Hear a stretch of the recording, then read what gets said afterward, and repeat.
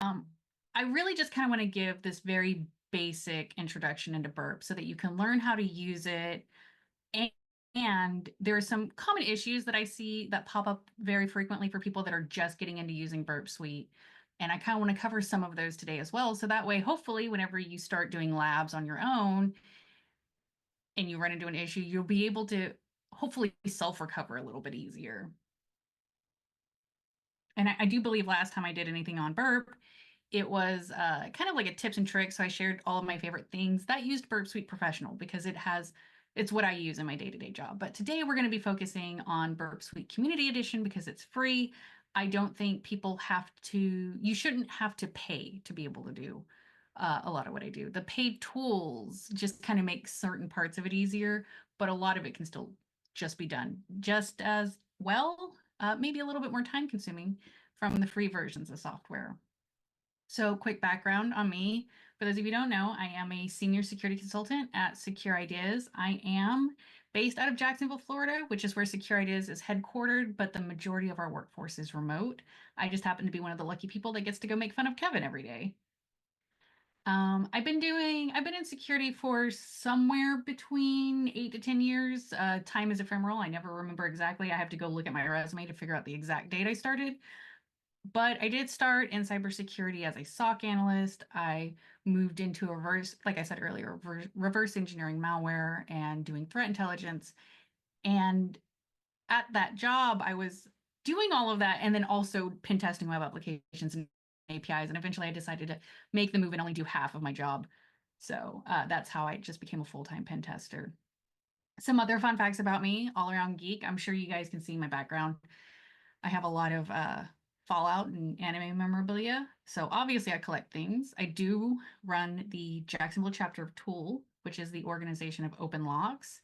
So for anybody who's interested in lock picking, I do recommend checking to see if you have a local Tool chapter and joining in on those, because that's a great place to kind of meet people and learn how to do some of those things. And finally, I'm a Costco member. I saw somebody use that once and it just made me laugh. So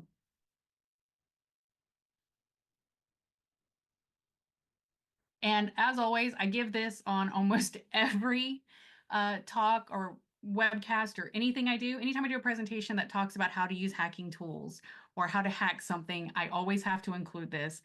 Our tagline is professionally evil.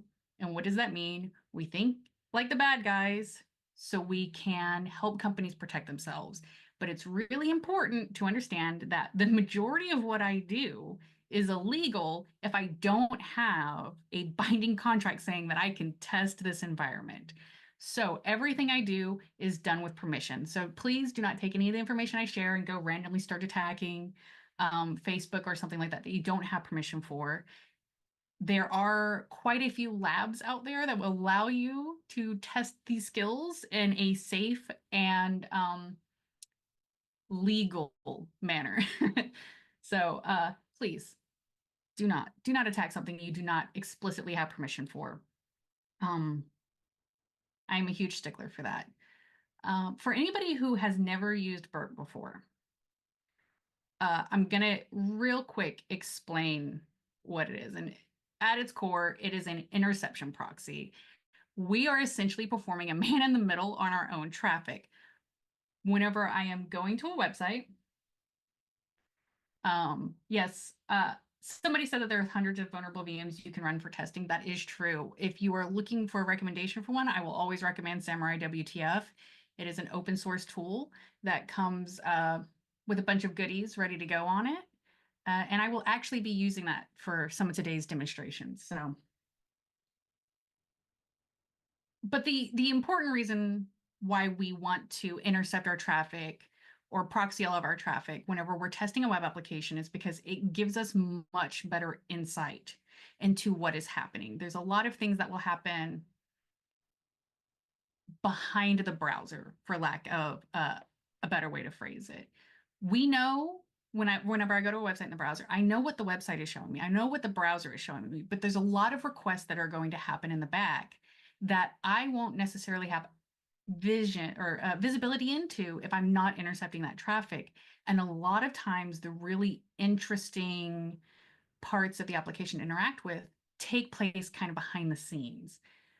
Plus, it also acts as like a historical log. So that way, if I'm like, hey, okay, what was the token that I used to do that one thing? I can kind of go back through all of my history and find this. Or if a client asks me if I did a specific attack, I can very quickly go verify if that is something that I have done or not. But also, it adds in a bunch more functionality than you get from just the browser.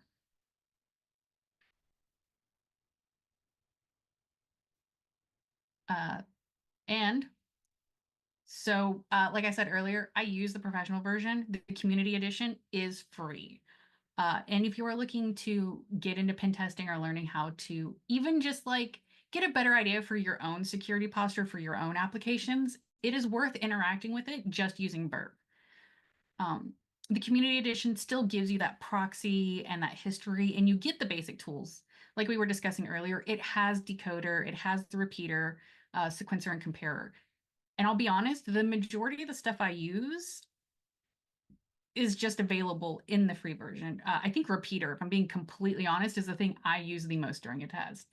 There are extensions that are available for the free version of Burp. Some of the more interesting ones are the ones that are a little bit better, are only available for the professional version. But realistically speaking, you can get by just fine without those paid ones. Uh, it it has a limited version of Intruder. I think they call it the Intruder demo. What this means is you'll still be able to do some of the Intruder attacks. You won't have access to the built-in word list that Burp has. They have built-in exploit list and username and password list that you can use as part of those automated attacks. If you want to use it in the community edition, you'll have to load in your own list, which is very easy to do. But it is also rate limited, whereas the professional version, I have to specifically tell it to slow down attacks so I don't overwhelm a client. The free version, it significantly slows down. It significantly rate limits how many requests it can send per minute. But again, in most cases, that's completely fine. The biggest thing that is the kind of the driving factor behind me using the professional version over the free version, though, is that you do not have the ability to save a project to file using the community edition. You can only open temporary projects in memory. So on an actual pen test engagement where I need to, it's not realistic for me to keep my computer on and connected for a week at a time. So I need to have that ability to save those projects and then also share them. Maybe if I get sick and I need to give what I've already done to another consultant, the ability to save. That's the big factor for the free versus paid. Somebody did mention that there is Zap. That is also a very good alternative. And I want to go on the record and say Zap is fantastic. It has all of the functionality of the paid version of Burp, including very robust extensions and plugin support, which again, because you don't have to pay for it, you get access to a lot of plugins that will do the same functions as the exclusive extensions in Burp. I will say most people kind of tend to prefer whichever one they learned on. I learned on Burp. I can use Zap. It takes me a lot longer to do the same things. But something that I learned in my malware days, it's really good to have an idea of at least two tools that do the same thing, because sometimes when I'm interacting with a sample, one tool won't work for some reason or another, but if I use a different tool that does the same thing, it'll work because technology is weird and crazy and mostly magic maybe. So it's the same whenever it comes to interceptors or proxying your traffic. There have been times where I was trying to test an application using Burp, and for some reason they had something in place that was just not working well with Burp. So I had to switch to Zap. And yes, I completed the test. It just took me longer than it should have. So I am actually going to, there are slides that have been shared. Most of the slide information I've included has kind of been troubleshooting information for you to reference later. So I will be walking through a lot of those live. And I just wanted to go ahead and give everybody that heads up. Now give me 1 second. I just have to switch my screen share because Zoom is cursed. I have lost where Zoom went. There we go.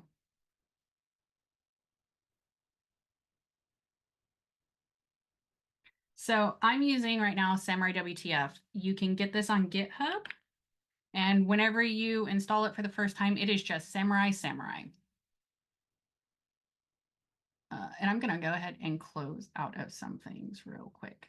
Now, whenever you use Samurai, there is a Katana package manager that you can use to download and install and configure vulnerable labs. Today, I'm going to be using DVWA.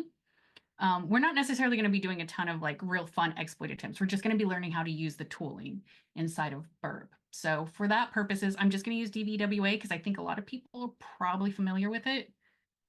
Normally you wouldn't start Burp this way, but I broke it like 20 minutes ago. So I had to fix that real quick. Normally you can just go and start Burp from here, but I broke the Java versioning. Fun fact about Burp, it is Java based, so it will run in just about any operating system you can throw it at. Works on Linux, works on Windows, works on Mac. Some of my coworkers use Mac. Some of them exclusively run it out of a Linux VM. I usually run it off of my Windows desktop. But that's the great thing about it, is because it's the Java application, it'll work on such a wide variety of things. It's also the downside in that if you accidentally update Java when you don't mean to, or downgrade Java when you don't mean to, and the Java versions don't match, you're going to have to find a workaround real quick. Somebody said downside, but you need Java. This is absolutely true because, you know, we all know that the universe started in 1970 and then a lot of things went wrong, and now we have Java and JavaScript. So whenever we first start Burp Suite Professional, you can see there's a note up here. Note, disk-based projects are only supported with Burp Suite Professional. We can only open a temporary project. That's completely fine. Again, if what we're aiming to do is learn how to use Burp, learn how web applications work, how to test them, and just how to interact with labs in general. So I'm going to go ahead and hit next. I usually just use the Burp defaults, especially for a lab. So I'm going to go ahead and hit start, and it's going to go ahead and it's going to start the project. It's going to take a little bit of time for it to spin up. So let's give it just a second. Hopefully it will actually load. There we go. So real quick, whenever you first load into Burp, it's going to drop you onto what's known as the dashboard. Now, the dashboard honestly isn't nearly as impressive as it is in, it is not nearly as impressive in the community edition as it is in the paid version of Burp. But I will be completely honest, even with the paid version, I don't use it that often. This is really just kind of a place for me to save a handful of things. I don't look at the dashboard very often. Usually I'm looking for something historical, that, like an alert that was generated or something like that. This will keep a log of any of the automated scans. So anything that it detects during live passive scanning or active scans, it'll kind of get saved here so I can go easily reference it. But I can also go reference that just by moving to different parts of the application and looking at them directly, And for the record, Burp has two ways that it kind of categorizes things. We saw here that there's the live passive. Passive are things that it picks up just by looking at the web traffic. It'll notice that, hey, I noticed these headers aren't applied, or maybe it mentioned that this JavaScript is over here. It's not actually doing anything to the application itself. It's just looking at it and saying, hey, here are some issues that you should probably be aware of. Active, on the other hand, either active scans or Intruder or something like that, that is when Burp is actually submitting something tampered to the application itself that would possibly affect how the application is loaded versus just looking at it. Somebody said, where did you get my disc brake rotor from? I don't know why that caught me off guard, because I was just, maybe because I have accidentally become a car person recently, by the way. It's not an accident. I've always been a car person. It's just become a problem lately. So next up, we have the target tab. Whenever you first go into this, there's not going to be anything here. That's because we haven't added anything yet. Until we start actually interacting with traffic or anything like that, there really won't be anything here. So I usually skipped this for the very first step. It's usually probably the second thing that I really look at. The first thing that I look at whenever I first get into Burp is the proxy tab. This is the really important one. This is how Burp will intercept all of our traffic. On first startup, the first thing that I do is open up the proxy settings and look at the proxy listeners. And we can see that by default, it's 127.0.0.1 on port 8080. That is the default configuration whenever you start Burp with the defaults. This is completely fine.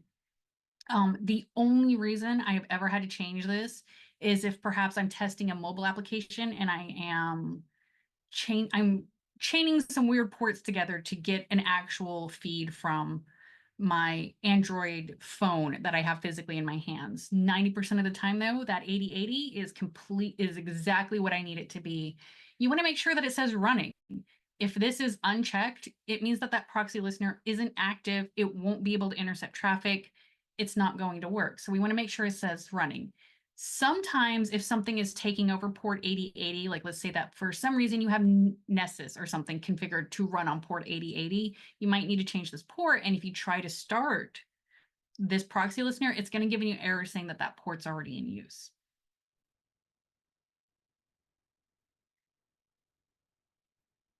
So that is good. And for most engagements, most of this completely fine. So I'm going to go ahead and I'm going to close out of this. And the next thing I'm going to do is open the browser.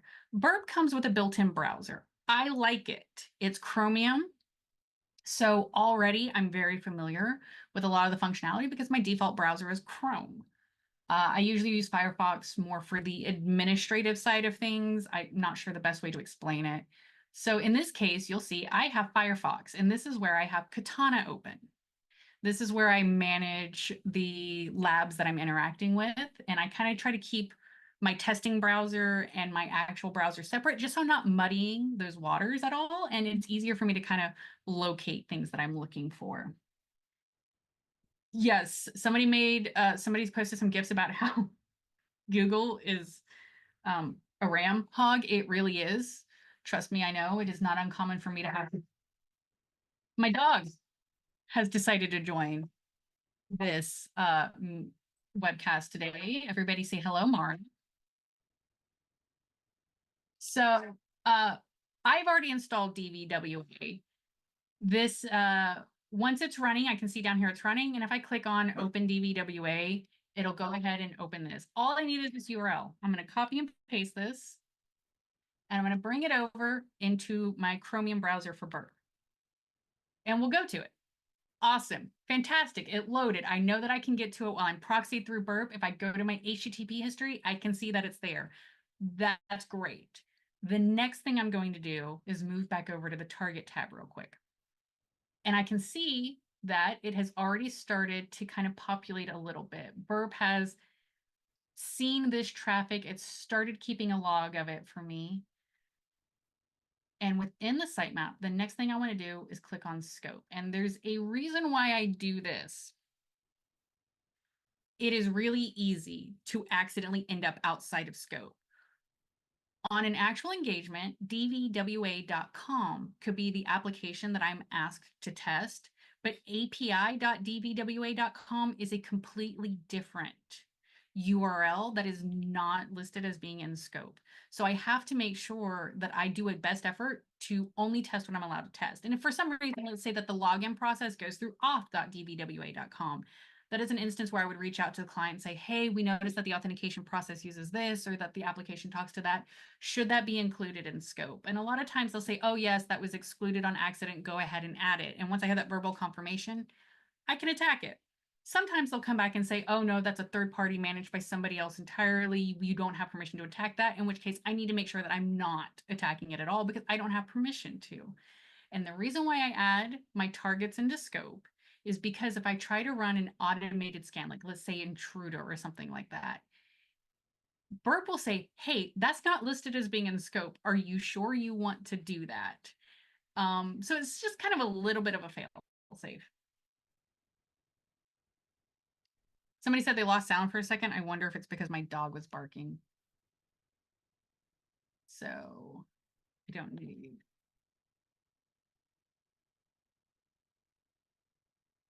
Oh, let me go ahead and remove poop. So right now, all I'm doing is adding dvwa.test. Burp is going to pop up with this window and it's going to say you've added something to scope. Do you want Burp Proxy to stop sending out of scope items to history or other Burp tools? Yes, will avoid accumulating project data for out of scope items. I say no. And this is going to be a personal preference for everyone. One of the reasons why I say no is because if the login process does, for instance, go through auth.dvwa.com, that's not going to get logged here. But I like seeing all of the other applications or other hosts that my target application interacts with, because it will give me more insight into how data flows through the application and how it interacts with the other parts of its environment. And very frequently, I'll find something like API keys are being sent to these other hosts that I wouldn't have seen if I'd excluded it. Usually, I only really keep it this way during the mapping phase. Once I've completed mapping and I feel like I've developed a really good understanding of the application, then I'll go ahead and stop including out of scope items, just to avoid that excessive amount of data. Because remember, Burp runs in your memory and it is a Java-based application. And right here, if we look in this bottom right corner, it currently is only taking up 155 megabytes. But I have in the past had applications that during testing or during certain engagements, Burp has taken up to 9 gigs of my memory at a time. So something I learned the hard way, if you're on an engagement and you have 20 different applications instead of 3 or 4, break it into different Burp project folders. Because if you have to open up something that takes up 9 gigs of your memory, it's going to take a hot minute for it to open if you have to close it for some reason or another. And it's really going to start lagging your computer. So break it up into smaller scope sections and use that to focus.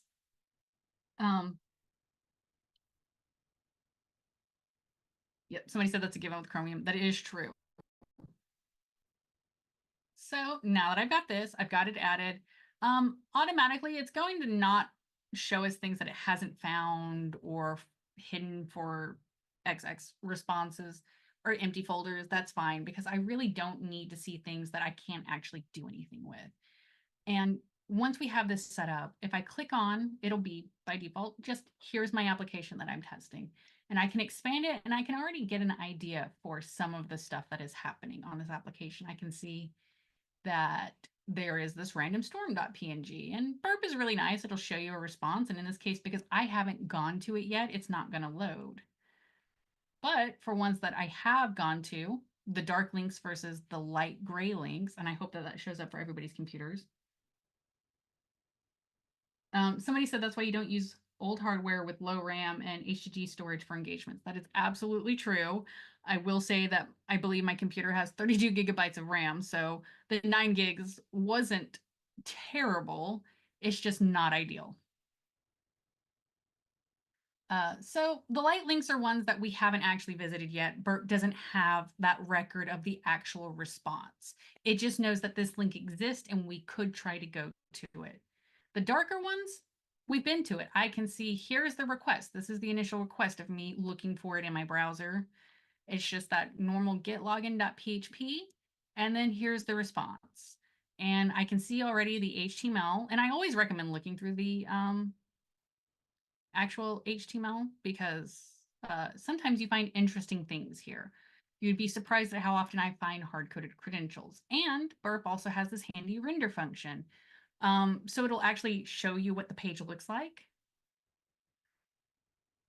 And now that I know, one, traffic's being proxied and it's being actually tracked in my target, I can come back over to Proxy. And remember, I'm on HTTP history right now, and it's only got one thing. And this is just that historical log of all of the links that I've gone to, or all of the ways that I've navigated to the website. Intercept is kind of where I think people will hit their first potential issue with Burp.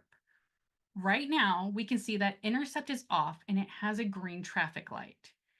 An important thing to know about Burp is that, again, we are, like I said earlier, doing that man in the middle on our own traffic. So whenever I have my browser configured to work with Burp, and I use Chromium because it comes automatically configured to work with Burp.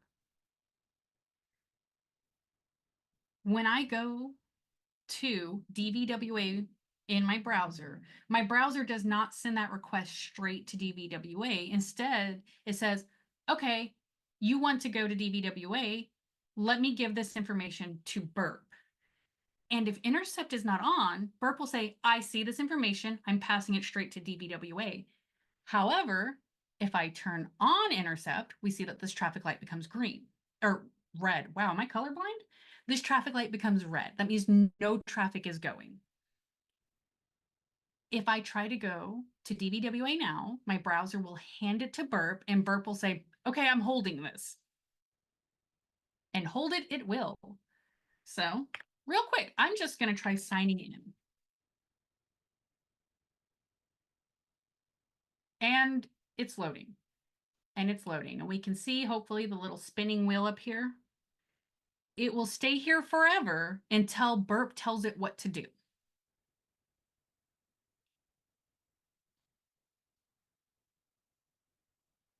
Somebody says that they would highly recommend a VM per customer.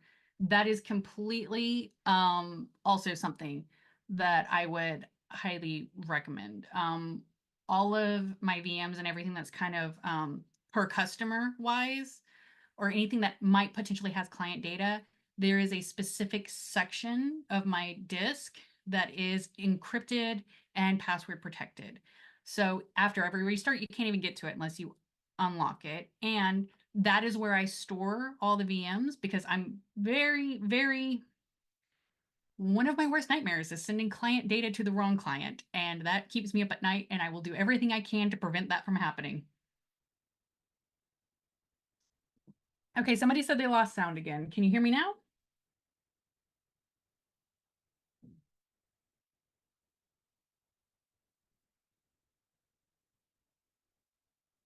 Okay, people are here.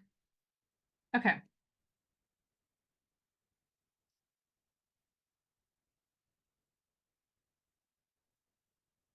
Okay, sorry, I was just looking at people talking about losing sound and it coming back.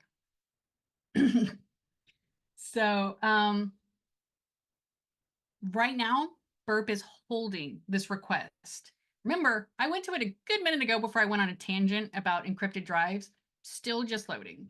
We can see this is the request right here. It is an attempt to log in. It can see that it's a post request to login.php and that it's to this host. And I can see a lot of the other information. There's a lot of headers, a lot of interesting bits. And then here is the body of that post request. And I can see here, it's got the username, it's got the password, login, and then this is my user token. This is fine that you see a username and password here because this is the body of a post request. And the only reason I can see it is because I'm intercepting my own traffic. That's completely expected. Conversely, if you see the username and password being sent and the URL of a GET request, that's a problem. Body of a post request is fine. So if I want to actually be able to see if this login request will succeed, I need to hit forward. And what this will do is Burp will say, okay, I have held on to this request. I have looked at it. I will now send it to DVWA to get a response back. And once DVWA, it's going to do the initial setup. Once DVWA has received that request, it will say, okay, cool. I see that you are trying to go here. Here is the information, and it will give that back to my browser. So I come over to my browser, I can see here the initial setup is done. Or not done, but it's ready to do the initial setup for it.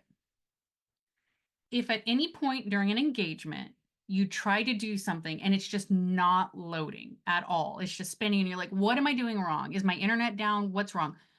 I recommend checking Proxy to see if intercept is on. And I'm not going to say that I do this on a weekly basis, but it is probably at least a monthly basis where I will try to go an application. I'm like, why isn't this loading? It's because I left Proxy on.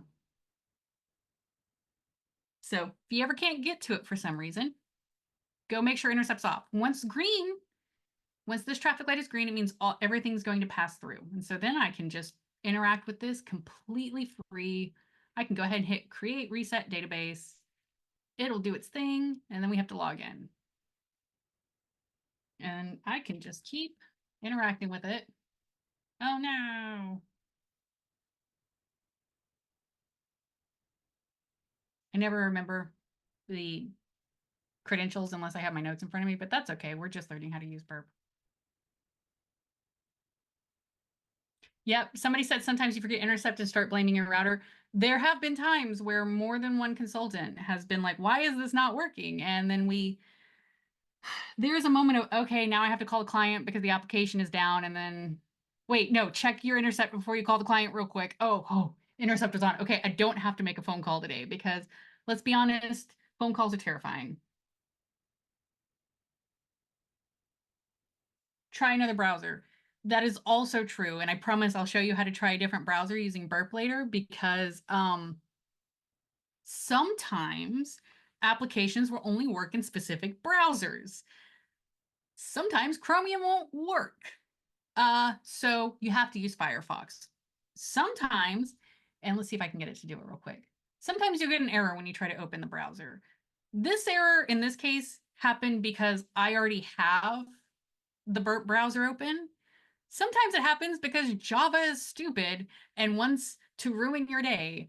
So it just won't open. And if you run into that issue, we can set up Firefox to work with Burp very easily. And I promise I will show you how to do that. Before we go into that though, I can come back over to my HTTP history. And remember, we saw those requests earlier, but the HTTP history works just the same. I can see the right here. This one is one of the more recent ones, and it has parameters, which is something for me to try and interact with. Great. I can go look at it. We've already seen this, that's fine. But sometimes some of that interesting information kind of gets caught here and there. Somebody says Firefox multi-account containers is a better option. Yes. Also, if you're dealing with an application that has WebSockets so that will open a WebSocket, you can also see that data here as well. It's not the most important tool, but it's good to have. Next up, we have Intruder. Now remember, the Intruder version in Burp Suite Community is very limited. So we can send stuff here. Mara, why? I knew she was going to join this webcast today. I made a comment about it during the equipment checks. And of course, I have cursed myself.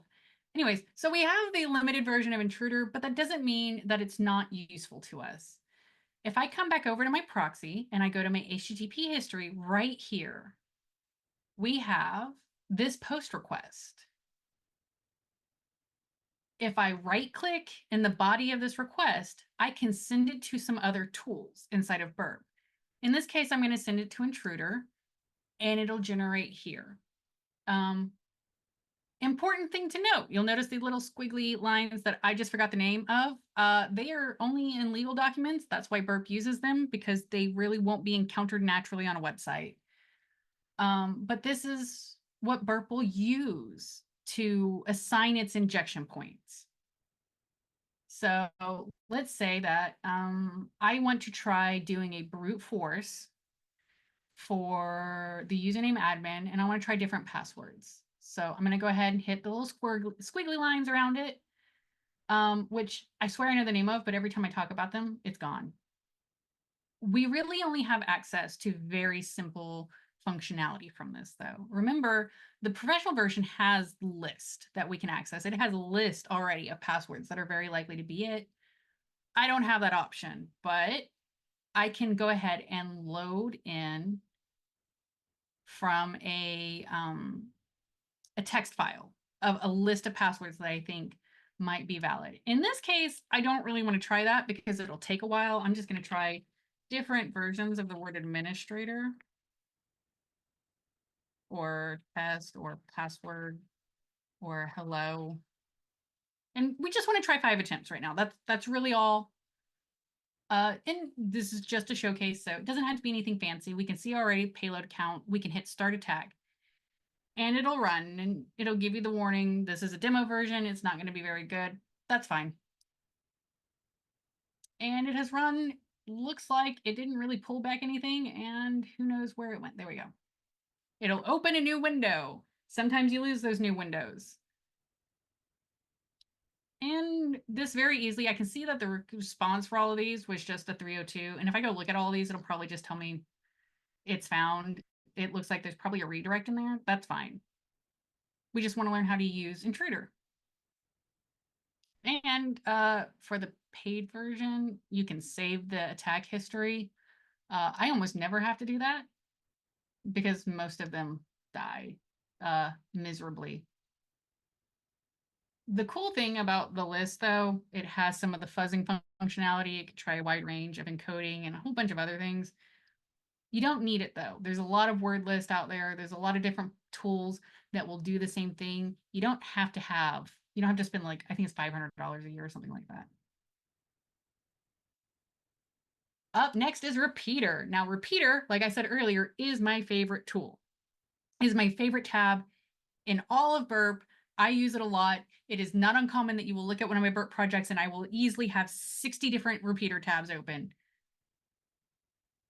How do you keep track of that many tabs? That's a good question. Let me show you. I want to take this request. This is, again, just the regular login request, and I'm going to send it to Repeater. I can see this is the initial request, and this is where the response will be received from. Repeater does exactly as the name implies. It allows you to repeat the same payload over and over and over again. And I can make small modifications here. Because a lot of times I really kind of want to see what happens if I interact with something in a much more granular way. I use Repeater a lot. And let's say I want to see how it'll react if I take out this user token. Okay, cool. Not really a big difference there. You'll notice here that because we're getting this 302 found, there is a redirection. So I can go ahead and click that. It'll follow the redirect for me. And then it'll start sending this next. I can then take this, I can send this to Repeater. I'm going to come back over to the first tab because this is the first one I went to. And if I just hit back, this is my very first request that I submitted. Boom. And, right now it's easy. Okay, here's the first thing I did. Here's the second thing I did. That'll be fine up to maybe 3 or 4 things. Fun fact about Repeater, you can name these tabs. So if I double click in it, first login.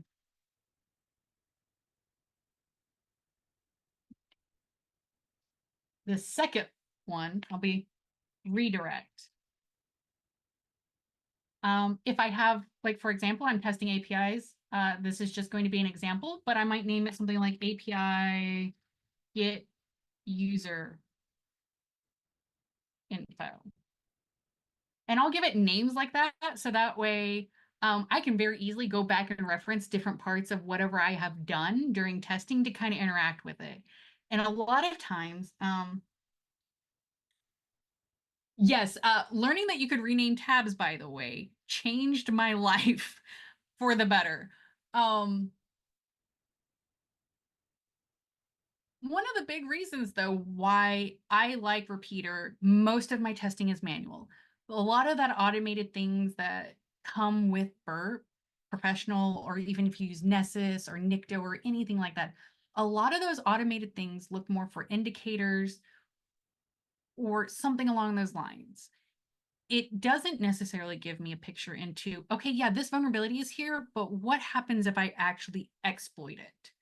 What information is here? How far can I take this? What is the real problem here? And there's be a lot of times that Burp will be like, oh yes, there's a cross-site scripting. If you inject into the cookie this tag, and it's only on the About Us page that has no input fields at all. Yes, technically that's a problem. In practice, it's not nearly as bad as having a cross-site script in, say, the URL or in the search bar or something like that. So manually interacting with it, learning how the application responds to these minor differences makes a huge difference for me. I can see here are some cookies that are set. And once I'm already signed in, something that I will start doing is one by one, I'll start removing cookies. And I want to see how is the application going to respond to that. And I like having that visibility into it to develop that understanding. A lot of my very early interactions with any application are not um, actual exploit attempts. They're just me looking at it and learning how it works. So repeater, my favorite thing. I use it a lot, especially when I think there might be an exploit there, but I just need a little bit more digging into it. There is collaborator. This is Burp Suite Professional only, and to be honest, I don't use it super often because I work with client information. I'm very careful about where I send client information to. I don't have control over the collaborator. Instead, I have my own evil attack server that I'll send information to that is a secure ideas asset. Sequencer is great. We saw earlier that some of these had like these set cookies. You can send tokens or CSRF tokens. You can send all of those to sequencer. And what it will do is it will look for it and try to figure out how strong is the randomization behind this. Because sometimes it might just be kind of cycling through the same like 5 things over and over again. Sometimes it only increments in sections of like maybe 200 or something weird like that. Sequencer is really good for finding things like that. I'll be honest, don't use it a ton because 9 times out of 10, if there's an issue with any of the cookies or headers or anything like that, it is immediately noticeable to me, but it's good to have anyways. Because if I'm looking at something and I think, okay, yeah, I can't find anything wrong with this right off the get-go. Let me go ahead and use Sequencer anyways, just for that double check. The most common issue I find, by the way, are things that are not encrypted very well, which is where decoder comes in. Something that we see entirely too frequently, especially with APIs, is something called basic authentication. And this is where decoder helps, I swear. Basic authentication might look like it's secure from the outside or to somebody who doesn't know what they're doing. Let me tell you, it is just base 64 encoding. So let's say if our username and password is admin, and I just want to easily generate what the header would be so I can just start putting it in random places, all I have to do is type it into decoder. I can encode it as base 64 and it'll give it to me. Easy peasy. Decoder works both ways though, because let's say that I just have the base 64 value and I want to know what it is decoded to. I can decode as base 64. Admin. And it also has the smart decode option. And it's not very accurate sometimes.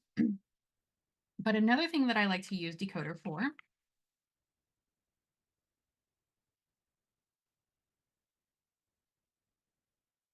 let's say that I want to use this payload, but the application will filter out these types of symbols. So what I can do instead is, let's try URL encoding just these. And I can go through and just URL encode the things that I want to try and slip past the filters.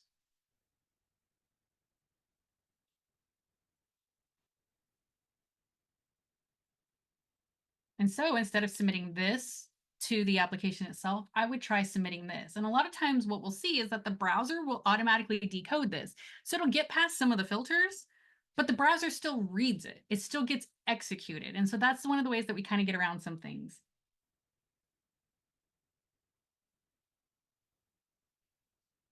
Ah, yes, I spelt skirpt. Good catch.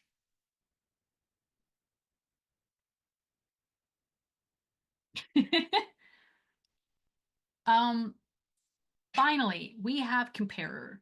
Now, comparer is really good whenever we are trying to find, let's say, problems with the sign-in.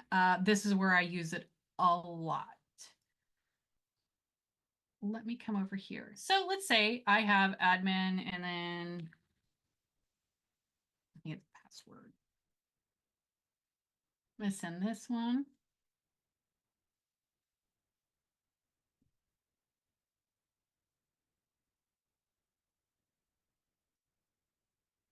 I can send this one to comparer. And then let's try admin. By the way, I sent that backwards. We'd want to send the end result. So response, I can send this to comparer. Let me come back over here. Send this, follow the redirect, and then I'm going to send the response to comparer. And you'll notice, by the way, whenever I send something to a specific tool inside of Burp, it highlights orange, so I know where I just sent it. And what I want to do is look at these two requests, and I can compare by words or bytes. And what it will do is it will give me it will highlight the differences between the two. And sometimes what you'll have is very minor differences, such as, and we have seen this before in the wild, that if I try to sign in with a valid username, it'll say that password is incorrect, or that username and password combination does not exist. And then if I try to sign in with an invalid username, it'll say that username and password combination does not exist with a period at the end of it. And those minor differences in the responses let me figure out what are valid usernames or not. And so responding or investigating how the application responds to valid and invalid requests and kind of comparing them to each other gives you a lot of information. And I usually sync the views just so I can see kind of what's going on here. And we can see that the user token is being is different each time. So I could try sending this information to sequencer if I wanted to. But it looks like the big difference here is that my CSRF token is incorrect. With more information on this one. Interesting. I probably broke something somewhere. Who would have guessed?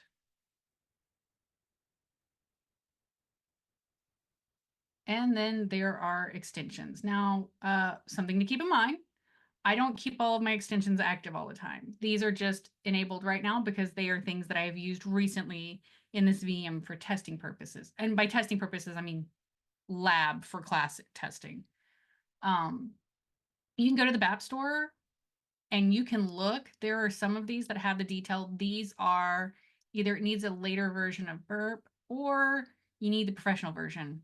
That's fine. My favorite ones, I do believe Retired JS is a professional one, and then I think JS Minor is a professional one.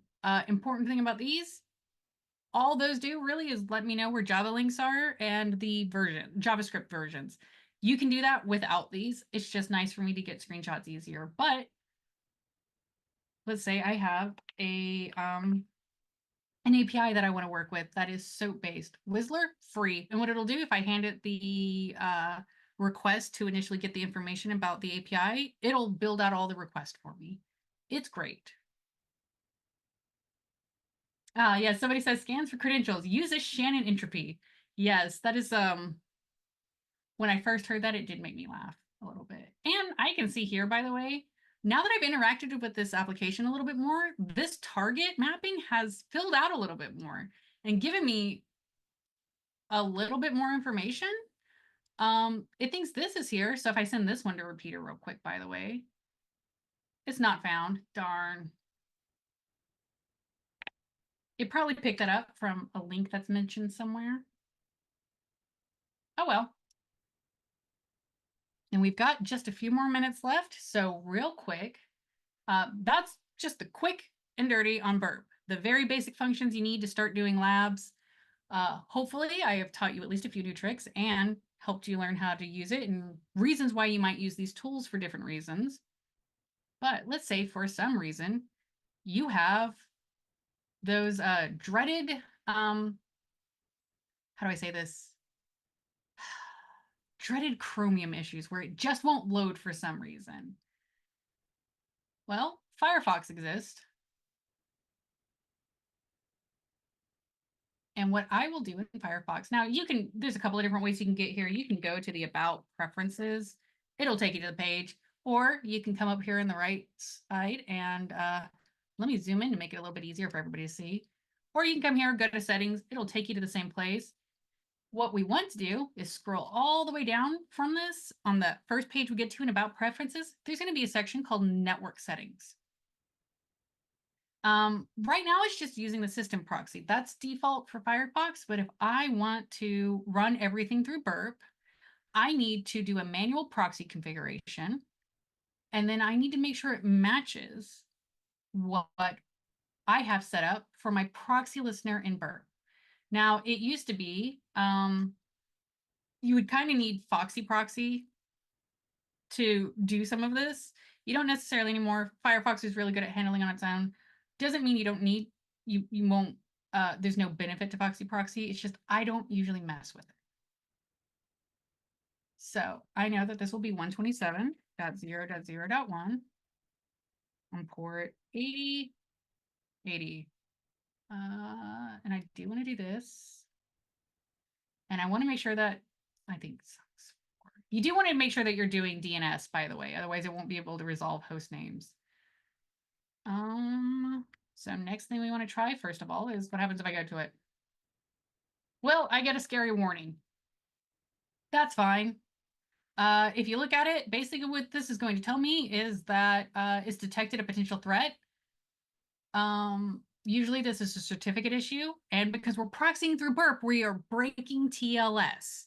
Because it is a man-in-the-middle attack, we're going to get this a lot with Firefox. You can just hit Advanced and accept the risk and continue. And we are there. Now, what I want to do next is come back over to Burp real quick and make sure that it is actually intercepting that traffic. And I can see already, I know it is working because Firefox is noisy. We got a bunch of detect portal stuff here. A lot. And if I come over here to my target page, suddenly we can see there's more stuff here because Firefox itself just generates a lot of noise.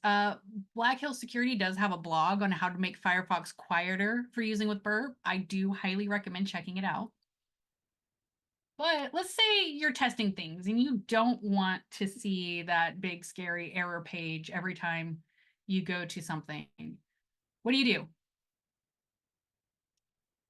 Well, that's easy. It is HTTP Burp. We'll just go to HTTP Burp in our browser, and we'll see something here. Welcome to Burp Suite Community Edition, whatever, right? There's a button right here that says CA certificate. And if you click on it, it'll download the cacert.der. That's what we want. The next thing I'm going to do is back over my settings page for Firefox. I'm just going to search for certificate because it's the fastest way for me to find it. And if I go to view certificates, I can import. And I can choose to import this. I'll go ahead and open it. And I'll trust it to identify websites. I don't need Burp to be sending emails on my behalf, so I'm just not gonna. And then hit OK. So what happens now is previously Firefox would hand over the request to Burp, and Burp would say, OK, this is me, I've got this, before it would send it to DVWA. But Firefox is really good at detecting potential security issues, or it tries to be. And it would say, hey, at some point along the line, that SSL and that TLS security chain that proves nothing happened to this traffic in transit was broken. That's a risk to you. You shouldn't go there. Burp breaks TLS because its whole job function is for me to intercept that traffic and tamper with it. So if I add in Burp's certificate, it will say, hey, okay, I trust this now. And I know we are at questions, so while I open up one more thing real quick, if we want to go ahead and start doing questions to show that it should hopefully just let us through now. You actually did a pretty good job of answering a lot of the questions as the webcast went on, so you crushed it. Now I no longer get that big scary warning once I've added in that certificate. Oh no, somebody's PC just crashed. If it's any consolation to the person whose PC just crashed, if you get to watch this recording later, my very first Anticast, the VM crashed immediately. And came back up in a pre-lab state, had nothing on it at all for me to work with. So panic, had to change the topic very last minute. Somebody said, how about certificate pinning? If you're testing a mobile application or something that uses certificate pinning, I highly recommend asking your client for a version of it that does not have certificate pinning, because it is a nightmare to get around, especially with Burp. It is a lot harder to get around than it used to be. So we usually just ask for something that's not cert pinned. Conversely, interestingly enough, if you have a mobile application that is on iOS, it is so easy to set it up to intercept that traffic, no problems. I've never had an issue intercepting iOS devices with Burp. Sometimes I really have to fight with Android devices to get it to work. Yeah, somebody said, or use the rooted system and add the cert to the system. That is also another option. The problem with Android is that it tends to have, there's so many different flavors and versioning. It's not easy to have like that one physical rooted device that will work for every Android application you might come across. So instead for those, a lot of my Android testing actually takes place from VMs, because it's a lot easier for me to get that versioning information correct. Yes, I do create the pen test reports. Not every company does it this way, but I, at Secure Ideas, and I say not everybody, not every company, every company has a little bit of their different policies and procedures around report writing. At Secure Ideas, whoever is on the test, one of those consultants will be the one writing the report. So usually during all of this process, I'll be taking screenshots and making notes of what I've done. But that's also why it's important for me to have that historical data in Burp, because it's easier for me to go back and reference it. Or maybe I'll be like, ah, man, this screenshot I grabbed originally wasn't great. Let me just go find where I did it real quick and get a new one. Awesome, Jennifer, and thank you for joining us today and sharing your knowledge with everybody. It was fantastic. Had a Yes, lot thank of you, everyone. Yeah, a lot of great comments, a lot of great feedback. There are a lot of questions, but as you were going through, you were keeping track of that. So I think you actually answered pretty much all the questions that we have. So I'm not sure if anybody has any other questions they have for Jennifer, go ahead and throw them in the chat now. Today we are going to be doing our breakout session, our AMA. So if you have the Zoom application installed on your device, in just a few minutes here, we'll be doing our breakout room. So in this AMA, everybody is more than welcome to join. You can come and ask any questions you have about anti-siphon training, cybersecurity, and certifications, and resume help, all that fun stuff. Anything you get, we're there to help you. But again, thank you, Jennifer, for being here and sharing with us today. Thank you. And I have to For figure out where sure. it took me like 5 minutes to figure out where that stop share went. Oh yeah, it hides on you. It does. You know, it's fantastic. Somebody asked if I'd played Fallout London. I've not yet. I want to, but I'm trying not to fall down that rabbit hole just yet. I'm trying to wait for probably the Christmas holiday, because I'll have about a week off then. We had so many new people join us today. So one of the things that we do in Discord when people uh, participate and engage with us, we add them to a specific role for Anticast Live.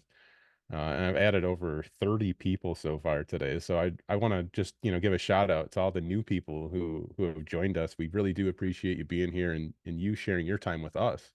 And if you are open for it, I would love to hear from you guys, what brought you here today. So if you don't mind, throw a message in the chat, or you could reach out to me directly. I would love to hear what brought you here. That's always something we're interested and excited to hear about. Man, I just keep adding more and more people to this role. It's crazy. I love to see it. It's fantastic today, Jennifer. Thank you. Yay, thank you. And I For saw sure. somebody posted about how do you intercept iOS traffic with Burp. I just shared a link to the Burp Suite's documentation. Honestly, it's pretty spot on for how to get that all set up. And if anybody has any other questions for you, is there a good way to get a hold of you? Oh, yes. You know what? I completely didn't even share my ending slide because most of it was demos today. Let me put that up real quick. Ah, oh, it just went away forever. Of course, that would happen. And by went away forever, I mean it also has just gone to the entirely wrong screen. I'm so glad that Zoom exists. Doesn't seem wonderful. Makes everything so easy. Just kidding. Sorry, I'm going through and adding more people to that role. So yeah, again, thank you everybody for being here. You'll be putting some info in the chat then for getting a hold. There you go. Now it's on the screen. Now we see it. So if y'all have any other questions for Jennifer, there's her contact info. I'll be seeing you next week at Wild West Hacking Fest. Yes. And for And I anybody hope, that's at Wild West Hacking Fest, absolutely come chat with me. yeah, for sure. I can't wait to meet you in person. And to those of you out there in the audience, I know that I've seen a few of you who I know are going to be at Wild West Hacking Fest with us next week as well. I look forward to seeing each and every one of you there as well. Please be sure to come by the Antisyphon training booth, say hi to us. Be sure to check by the Secure Ideas booth as well, say hi to them. But yeah, we won't be here next week. We won't be here the week after that because we'll be taking a week off. So we won't see you again for another 2 weeks. But if you do want to stay up to date with Black Hills Information Security Antisyphon training, we will be doing a live stream from Wild West next week. So be sure to stay tuned for that. And you guys can always go to poweredbybhis.com to see everything that we have going on every week. So if you guys are interested in our breakout room, we're going to get that started right now. So if you have that Zoom application, go ahead and go to that breakout room. And if you aren't interested in that, I guess we'll see you in a couple weeks. Thank you everybody for joining us. Thank you again, Jennifer. See y'all soon. Take care, everybody. Am I needed for the breakout? You can join us if you'd like. It's up to I'm you. gonna go eat lunch real quick if that's okay. I think I have a meeting in like 30 minutes. Yeah, absolutely. Thank you. See you Thank later. you.